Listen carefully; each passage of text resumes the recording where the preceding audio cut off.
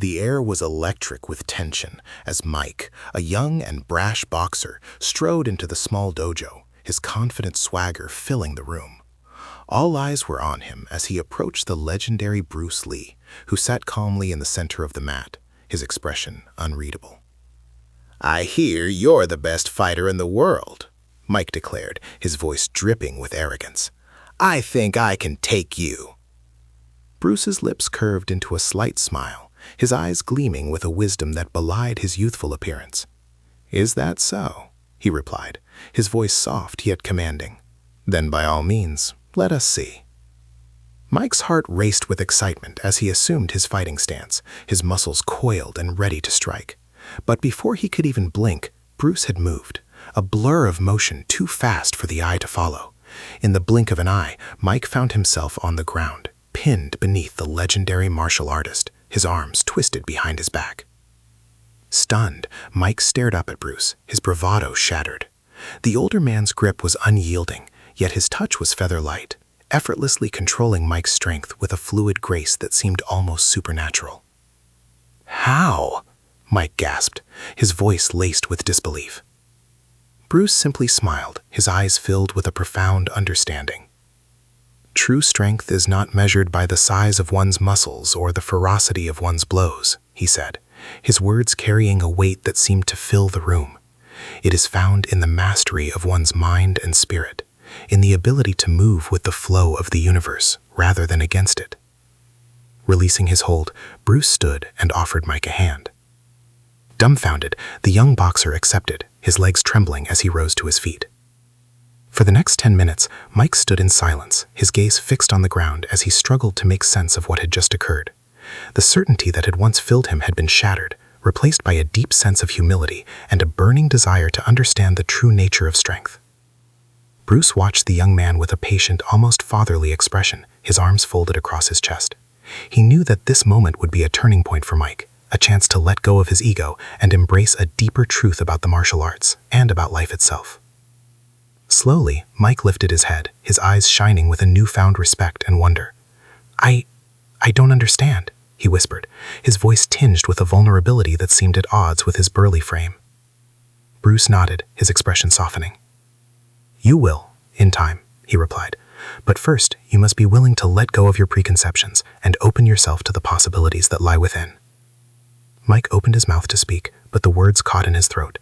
He knew that he had been given a rare and precious gift, the chance to learn from a true master, to glimpse the depths of wisdom that lay beyond the surface of his own limited understanding. As he walked out of the dojo, Mike felt a profound sense of humility and wonder, his once unshakable confidence replaced by a burning desire to learn, to grow, and to truly understand the nature of strength and the path to true mastery. The air felt thick with unspoken questions as Mike walked out of the dojo, his mind reeling from the encounter with the legendary Bruce Lee. The older man's effortless display of skill had shattered Mike's confidence, leaving him humbled and uncertain about the true nature of strength. As he made his way through the dimly lit streets, Mike couldn't shake the feeling that something was off. The usual bustling sounds of the city seemed muted, and a sense of unease crept up his spine.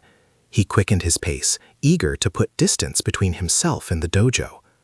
Suddenly, a figure emerged from the shadows, blocking his path. Mike's heart raced as he recognized the man. It was one of the local mob enforcers, a ruthless thug with a reputation for violence. "Well, well, if it isn't the young boxer," the man growled, a malicious grin spreading across his face. "I've been looking for you, kid." Mike felt a chill run down his spine, his earlier bravado completely forgotten. "What do you want?" he stammered, his voice betraying his fear. The enforcer let out a dark chuckle. "See, there's a debt that needs to be paid, and you're the one who's gonna pay it." He took a step forward, his fists clenching menacingly. Mike's mind raced, desperately searching for a way out of the situation. He knew he couldn't take on the enforcer, not after his humbling encounter with Bruce Lee. But as he opened his mouth to plead for mercy, a new voice cut through the tension. "Leave him alone." Both Mike and the enforcer whirled around to see Bruce Lee standing a few paces away, his expression calm and resolute. The enforcer's eyes narrowed, his bravado faltering for a moment. "This ain't none of your business, old man," he growled. Bruce's lips curved into a slight smile. "I'm afraid it is." He took a step forward, his movements fluid and graceful. The enforcer hesitated, sensing the power radiating from the martial arts master. But then his expression hardened, and he reached into his jacket, pulling out a gleaming revolver. "I don't care who you are," he snarled. "This ends now." Time seemed to slow as the enforcer's finger tightened on the trigger. Mike watched in horror, his body frozen with fear, as the gun was raised and pointed directly at Bruce Lee. But before the shot could be fired, a blur of motion erupted from the shadows. A figure darted forward, tackling the enforcer to the ground. The gun clattered to the pavement, discharging a deafening shot that echoed through the quiet streets. Mike stared in shock as the figure wrestled with the enforcer, their movements a blur of fists and limbs. It was only when they stilled that Mike recognized the newcomer. It was a woman, her face obscured by the darkness. The enforcer lay motionless on the ground, his eyes wide and vacant. The woman rose to her feet, her clothes disheveled and her breathing heavy. "Are you all right?" she asked, her voice laced with concern, as she turned to face Mike and Bruce. Mike opened his mouth to respond, but the words caught in his throat. His gaze was fixed on the enforcer's lifeless body, and the realization of what had just happened began to sink in. Bruce stepped forward, placing a reassuring hand on Mike's shoulder. "We're safe now," he said, his voice calm and steady, "but we must leave this place, quickly." Mike nodded, his mind reeling. As they hurried away, leaving the scene of the violent confrontation behind, he couldn't help but wonder, who was this mysterious woman, and what did she have to do with all of this? The questions swirled in his mind, leaving him both shaken and intrigued. One thing was certain, his life would never be the same after this night. Here is a new 800-word chapter continuing the story. Mike's heart was racing as he and Bruce hurried down the dark streets, the mysterious woman leading the way. He couldn't stop thinking about the enforcer's lifeless body on the ground, the sudden violence, the flash of the gun, the woman's swift and decisive action. "Who are you?" Mike asked the woman, his voice shaky. "And what just happened back there?" The woman glanced over her shoulder, her expression grave. "My name is May," she said, "and I'm sorry you got caught up in all this. That enforcer, he was after me, not you." Mike's brow furrowed in confusion. "After you? Why?" May's jaw tightened. "I'm part of a group working to take down a powerful crime syndicate. We've been trying to gather evidence against them, but they've been hunting us down one by one."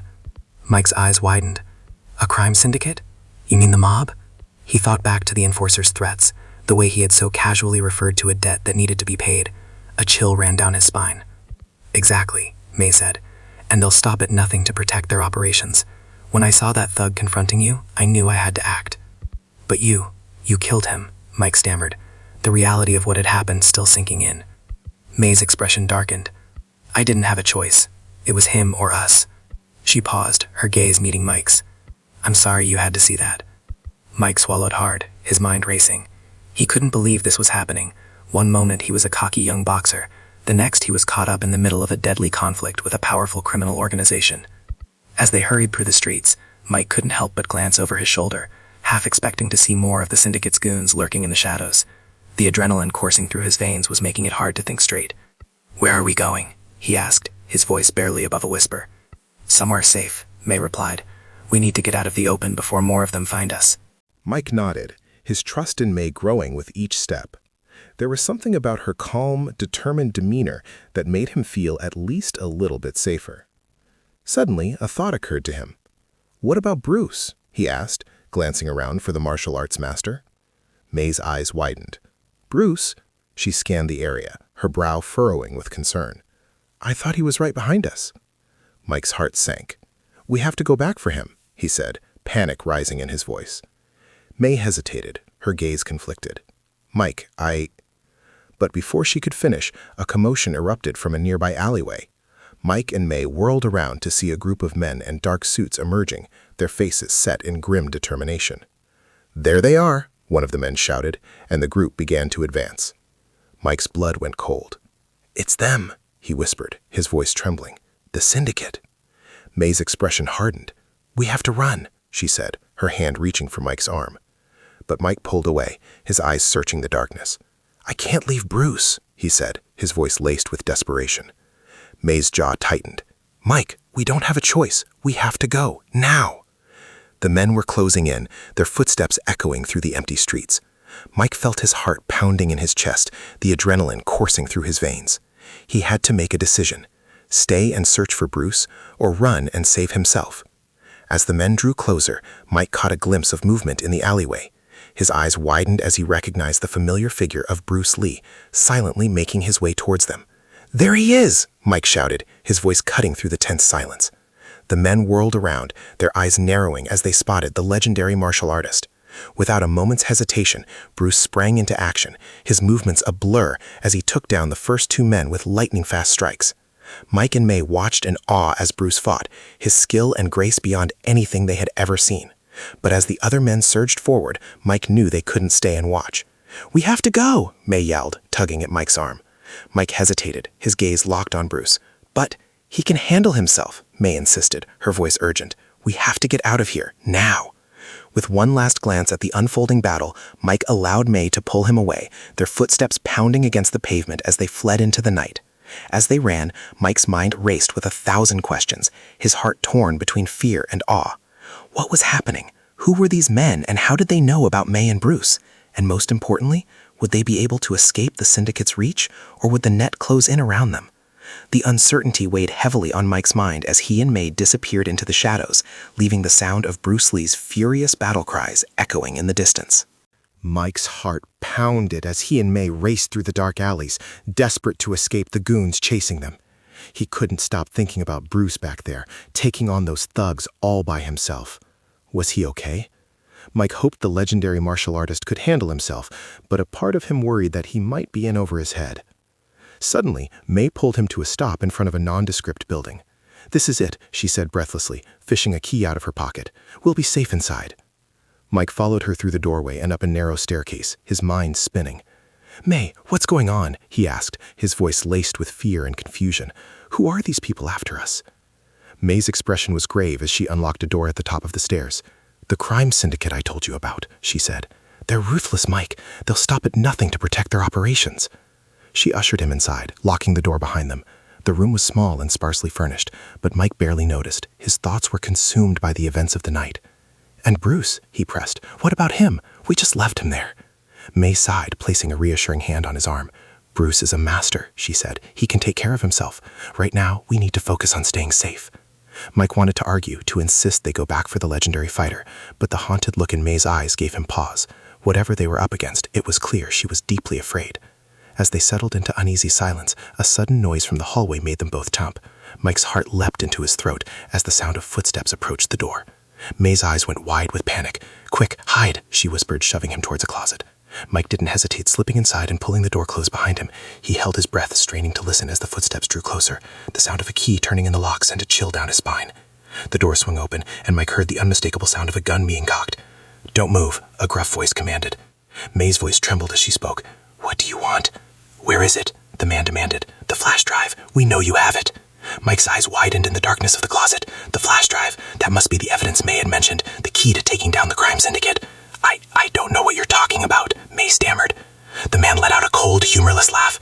"Don't play dumb with me, sweetheart. We know you've been working with that old fool, Bruce Lee, and we know you have the flash drive."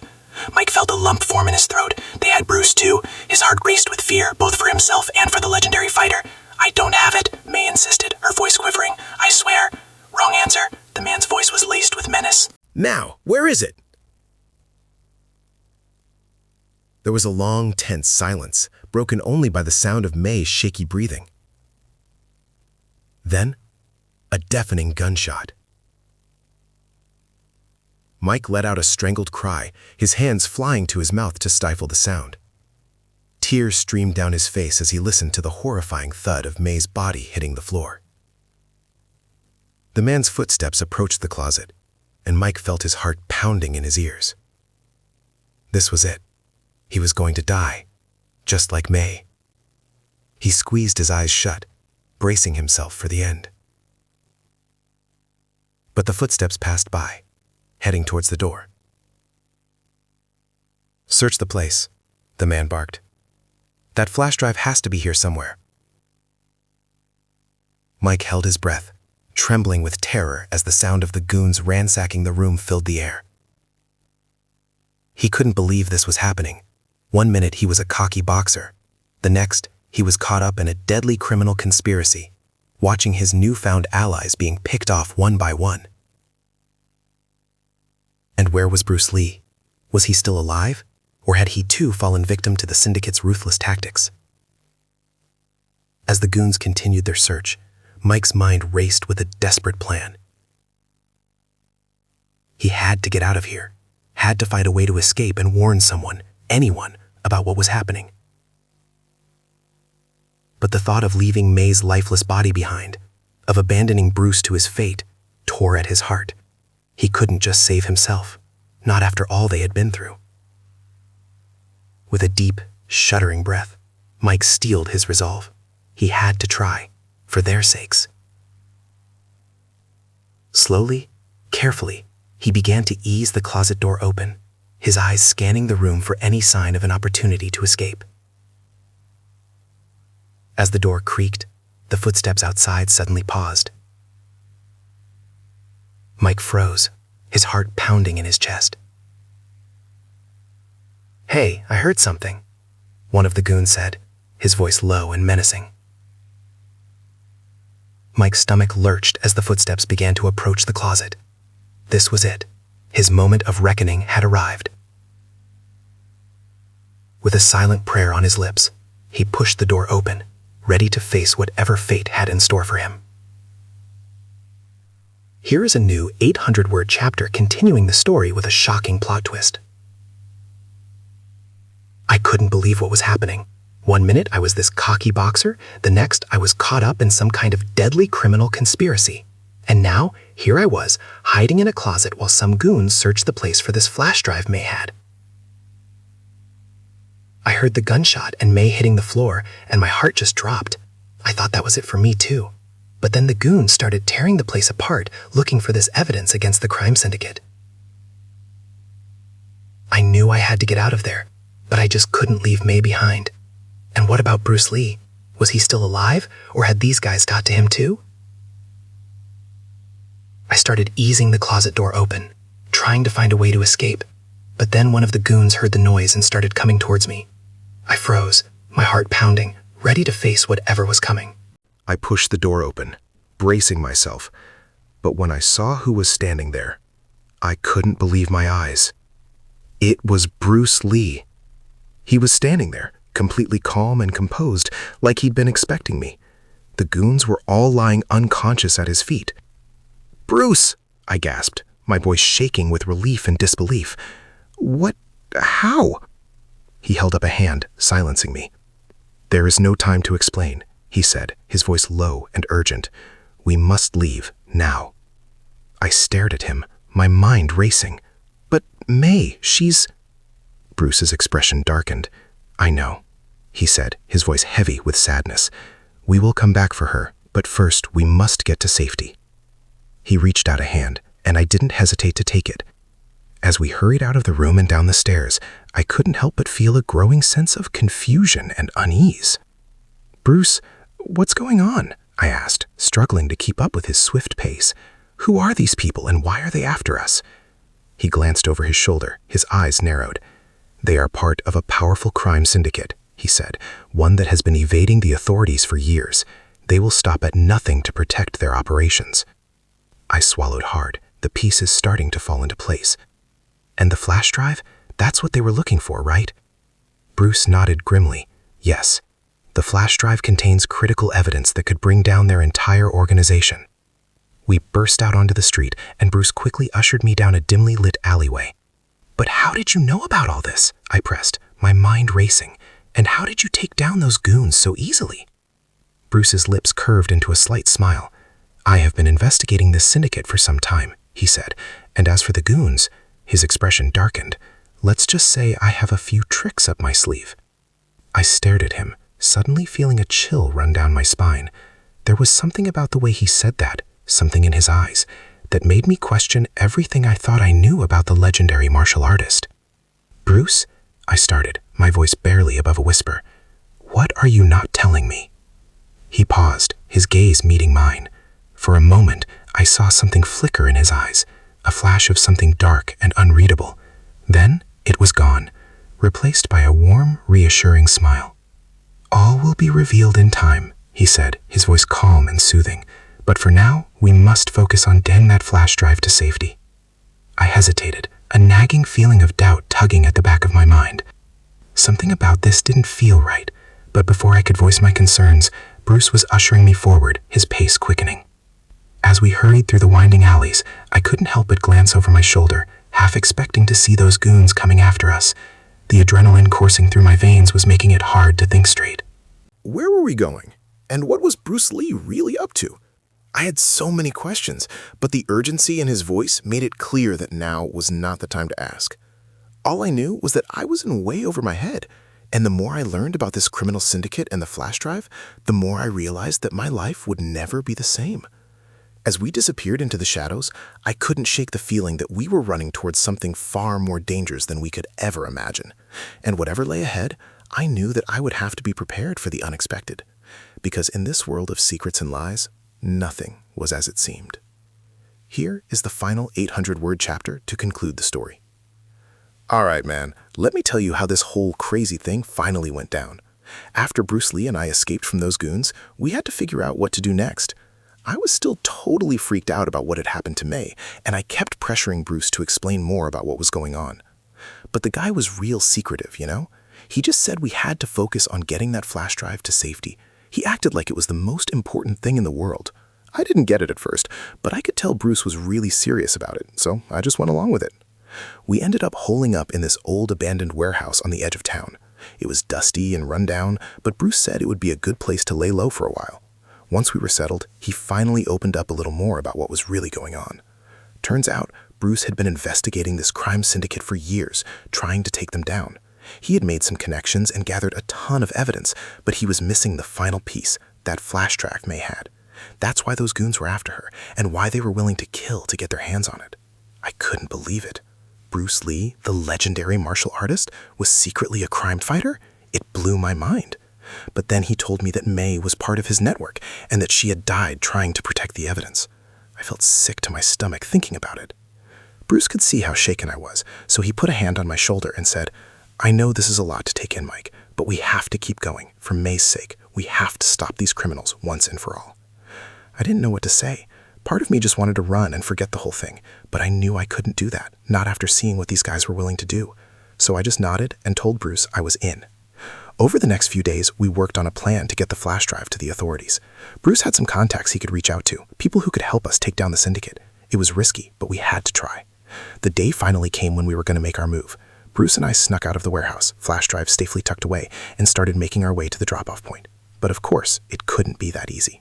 As we were crossing this dark, empty lot, a bunch of those goons came out of nowhere, guns blazing.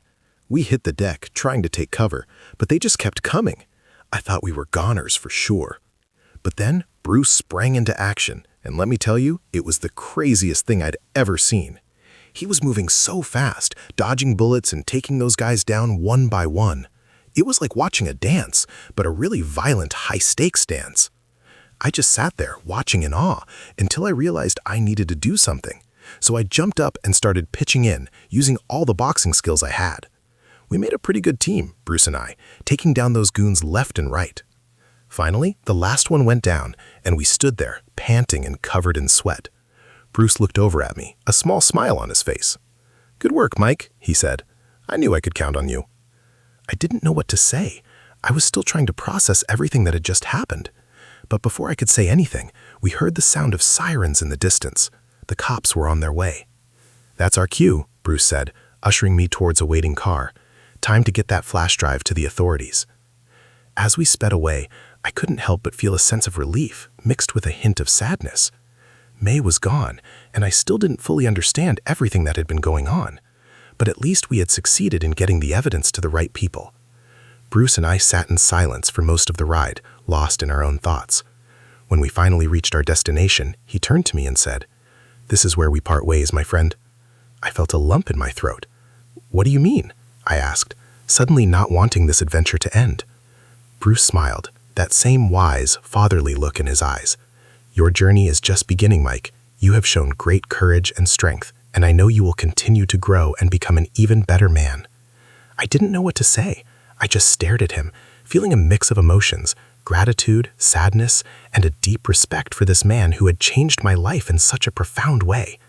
As Bruce stepped out of the car, he turned back and said, "Remember, Mike, true strength comes not from the body, but from the spirit. Never forget that." And with that, he was gone, disappearing into the night. I sat there, alone, my mind racing. I knew that my life would never be the same after this experience, but I also knew that I was a different person, a stronger person, because of it. As I drove away, I couldn't help but feel a sense of pride and purpose.